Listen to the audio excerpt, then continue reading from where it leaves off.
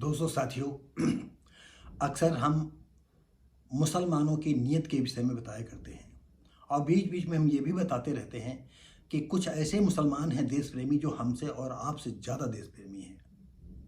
कितना देश को महत्व रखते हैं। उनके लिए धर्म महत्व नहीं है, देश महत्व है।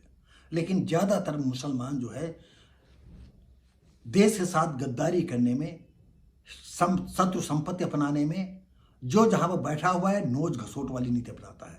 तो आइए अब हम उधर चलते हैं। फर्जी अभिलेखों से रोडवेज में नौकरी करने वाला वरिष्ठ लिपिक बर्खास्त।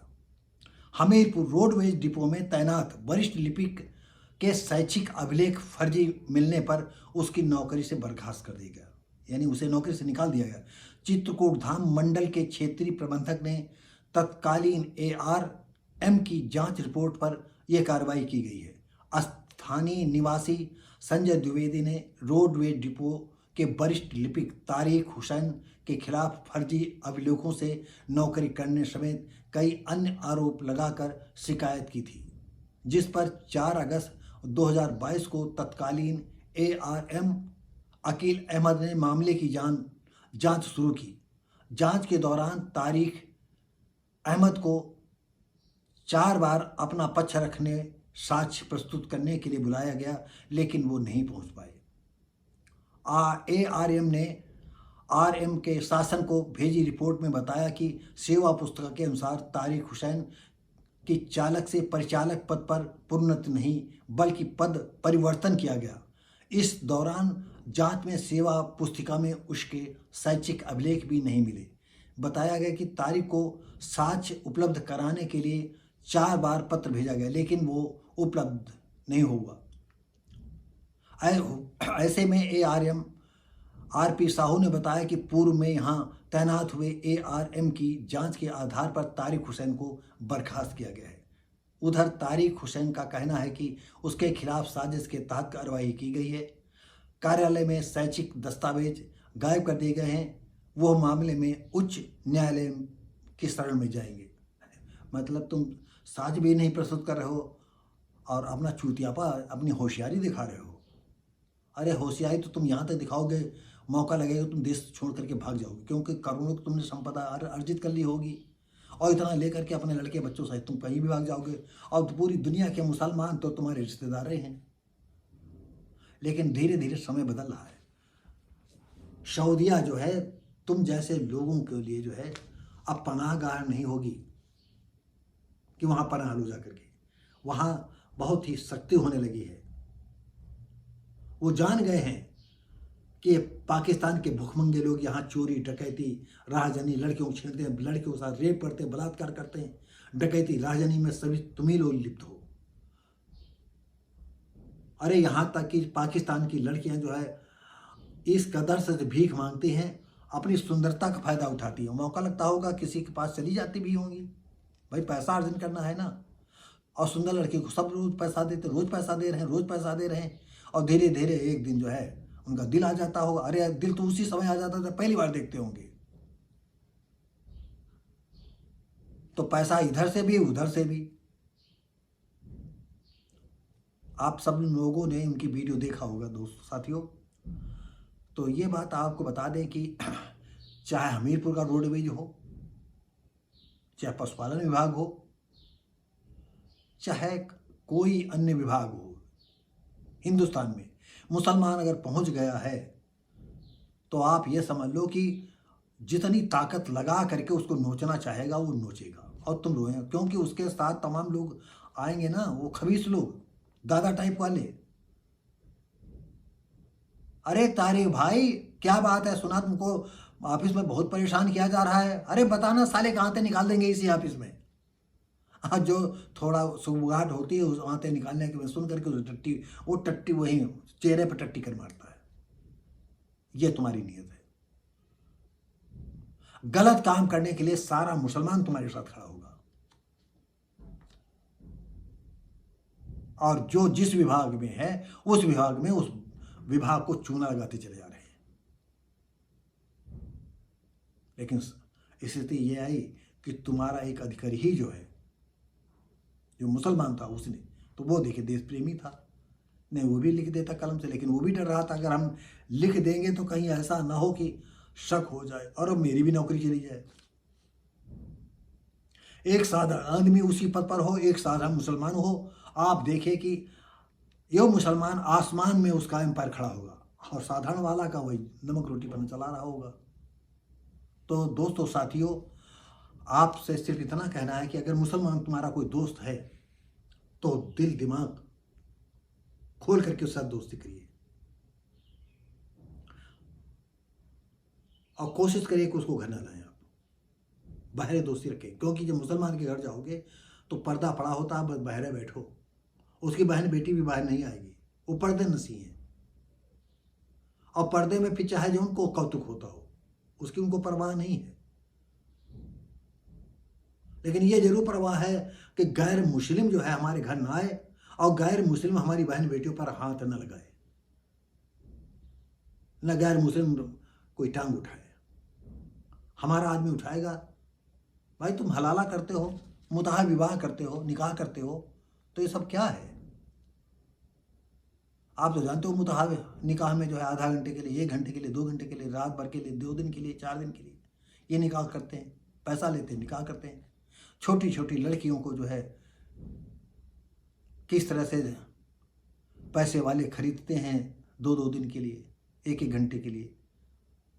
कैसे अरबी हैदराबाद आते थे। एक उपन्यास मैंने आपको बता दे, लिखित सरहदों को चुनौती। एक अरबी आता है हैदराबाद में, अपने एजेंट के माध्यम से सगी 4 बहनों से उसने निकाह किया। ये जो है सत्य घटनाओं, जो पहले पत्रिका निकलती थी सन 80 के करीब। हम अपने श्यामलाल, एक असगर थे, और ये दोनों व्यक्ति जो है बिजली विभाग में काम करते थे, दोनों क्लर्क थे और दोनों की कुछ ट्रेनिंग थी। तो कानपुर में जो है एक जगह ट्रेनिंग थी, तो श्यामलाल हमारे पड़ोसी थे, उन्होंने कहा यार चलो घुमाते चल करके। मैं फ्री था, मैंने कहा चलो। उन्होंने मैगजीन ली और फिर वो ट्रेनिंग करने लगे और हम वो मैगजीन पढ़ने लगे, क्योंकि मैं बहुत लिखता पढ़ता था। ये पत्रिका मैंने देखी, उस पत्रिका में उस अरबी की तस्वीर थी और जो 4 बहनों से निकाह किया गया था, तो वो एक 12 साल की थी, एक 14 साल, 16 साल, 18 साल। और ये भी मैंने सुना था कि अरबी लोग आते हैं 5-5, 6-6 लड़कियां लेकर के जाते हैं, एक दूसरे के साथ निकाह होता है, एक दूसरे ना, मतलब 6 लड़कियां हैं तो 3 लड़कियों के साथ निकाह किया इस नाम से, और दूसरा जो नाम उनका है उसके साथ, और सबको तुरंत उनका वीजा बन जाता है और चली जाती है पत्नी बन करके, और वहाँ देह व्यापार में उनको लगा देते हैं। भाई उनको एक से सुंदर पैसा है, सब चलता है उनका। तो इसको मैंने जो दिखाया था, हम अपने उपन्यास में दिखाया था कि एक अरबी आता है और कैसे फिर जो है उसकी जो है 5 बहनें थी, 12 साल से लगा करके 18 साल तक, 12, 14, 16, 18 और 20 साल की। उसमें भी कहानी में ये दिखाया गया था कि जो 12 साल की लड़की थी, 14 साल की ही लड़की से जो है और 16 साल की लड़की से चीख पुकार मचने लगती थी। तो मोहल्ले वाले, आप जानते हो लड़की को जो तकलीफ होगी, अब एक ही बार तो तकलीफ होगी, तो मोहल्ले वाले कान खड़ा करते थे, अरे कहाँ से आवाज़ आ रही, कोई लड़की चीख रही, चीख खत्म, फिर दोबारा आई, अरे यार उस दिन भी चीख हो रहे थे। और जब 12 साल की लड़की के साथ उसने जो है उसके सतीत्व के साथ खेलना चालू कर दिया, तो बराबर वो भागती रही, और अरबी 82 साल का था, वो चीखती रही, वो उसका फिलहाल कुछ कर नहीं पाया। तुरंत पुलिस को खबर दी गई, और वो किला नुमा मकान था जिसकी बाउंड्री बहुत ऊंची ऊंची हो, कैसे पुलिस एंट्री करती हो उसको रंगे हाथों पकड़ा गया। जब उस अरबी के जो है 82 साल का था, डॉक्टरों ने जब उसका मुआयना किया तो लिखा था 6 फीट फॉर 6। हमारी अंग्रेजी बहुत जीरो है, लेकिन आज भी ये बात जो है हमें अच्छी तरह से याद है कि यही था। इसका अर्थ यही होता है कि सेक्स के मामले में ये पूरा पर्याप्त फिट है। आगे के नहीं पता चल पाया कि फिर कोर्ट ने कहाँ तक क्या क्या किया, लेकिन हमने जो दिखाया है वो सरहदों की चुनौती उपन्यास में मैंने दिखाया, ये पब्लिश मेरी नॉवेल हुई थी। तो दोस्तों साथियों, ये कहना सिर्फ इतना है कि आप हर वक्त होशियार रहें। ये सच है कि सब मुसलमान खराब नहीं होते हैं, लेकिन ज़्यादातर मुसलमान खराब होते हैं। हजारों में एक आधा आपको अच्छा मिलेगा, नहीं सारे के सारे खराब है। सारे के सारे लोग जो है ये इस देश की जड़ें खोदते हैं, मानवता की जड़ें खोदते हैं, और हिंदुओं की जो है उनका मूल मंत्र यह है कि गैर मुस्लिमों की जर जमीन जोर पर कब्जा करना। जैसे पाकिस्तान में अभी जल्दी की खबर है, हिंदू लड़कियों को डकैत लोग उठा, अरे डकैत नहीं है, इस्लाम के एक गुर्गे उठा ले गए। अरे ऐसे मारो चाहे वैसे मारो, सिर्फ इस्लाम के लिए करो डकैती, साले इस्लाम के लिए करेंगे, हराम खोर कहीं के। जब तक पाकिस्तान का नाम मिटेगा नहीं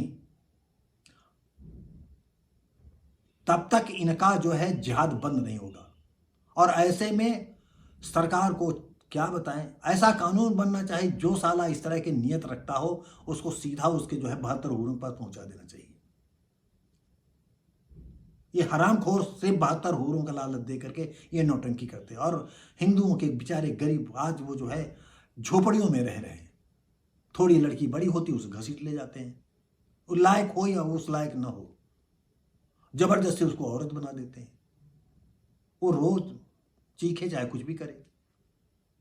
हर तरह से ये समझ लो हिंदू धर्म के धर्मावलंबियों को ये निस्तानाबूद कर रहे हैं। तो दोस्तों साथियों, ये वीडियो कैसा लगा, उम्मीद करते हैं कि आपको अच्छा लगा होगा, और उम्मीद ये भी करते हैं कि लाइक शेयर कमेंट करेंगे, सब्सक्राइब करेंगे, अपने दोस्तों को भेजेंगे। और दोस्त आप लोगों से ये निवेदन है कि सभी से ये ज़रूर कहें कि आप सब्सक्राइब ज़रूर करें। हमारे सब्सक्राइबर भी कम हैं, हम आधी मंजिल के करीब पहुंचने वाले हैं। आप सबका प्यार है, और कमेंट करके कुछ बताएं। हो सकता है कभी भावुकता में थोड़ा सा, अब आप जानते हो कि ये एज है, इसमें कहीं ना कहीं थोड़ा इधर उधर हो जाता है, लेकिन उम्मीद करते हैं कि हमारी भावनाओं को आप समझेंगे। कभी कभी कुछ इधर उधर हो जाए उसे नज़रअंदाज मत करें, समझने का प्रयास करें मैं कहना क्या चाहता हूँ। तो फिर मिलेंगे साथियों अगली वीडियो में। इसी के साथ ही जय हिंद,